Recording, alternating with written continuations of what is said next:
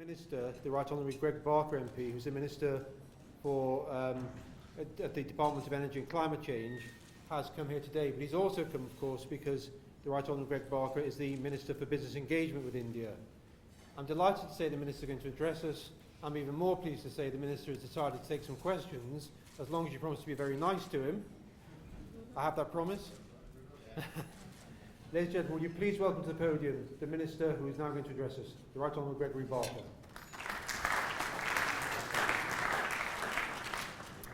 Thank you very much indeed for that very warm introduction. Lord Mayor, High Commissioner, distinguished guests, it is a real pleasure to join you. We trust that the new government sees the need for new infrastructure and general development, and the UK will be a well-placed partner to help India deliver on this. This new government offers us a chance to further transform our relationship. We want to build on our already strong relations with India, but also boosting trade is a key part of that. Bilateral trade and investment are already thriving. More investment comes to the UK from India than the rest of the EU combined.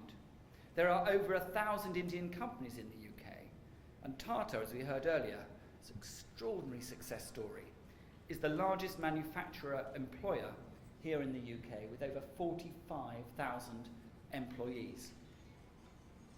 But today, international trade and investment is a shared part of the economic strategies of both governments, which has led to an agreement between the Prime Ministers to double bilateral trade by 2015 to 22.5 billion, to double bilateral trade from 2010 by 2015.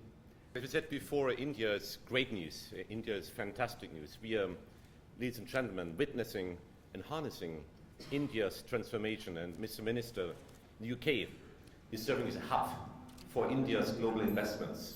I'm very glad to introduce now, ladies and gentlemen, our dear friend N.K. Singh, who has been working as a secretary to the Prime Minister of India, as a former member of Parliament and also former member of the Planning Commission. He's always been an advocate, an ambassador for Indian business globally. So please join me to welcome our friend N.K. Singh.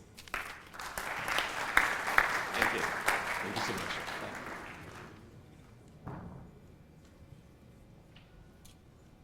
Thank you very much, Frank, for this enormous opportunity to be able to speak to such a distinguished audience. The Prime Minister is committed to the fact that India, this time around, having won a resounding electoral victory, will not allow the future to become a hostage of the past. This is the commitment to which this government fully subscribes itself. Indeed, in the process, of course, Minister Barker, to seek the many gainful opportunities which you have mentioned, particularly in the area of infrastructure. You have mentioned the corridor, but you could have completed it by mentioning the new commitment to have the Golden Quadrilateral as far as railways are concerned, with which Japan and India are closely collaborating, and there would be a gainful opportunity to have a trilateral partner in that process. But I think that this is a new opportunity.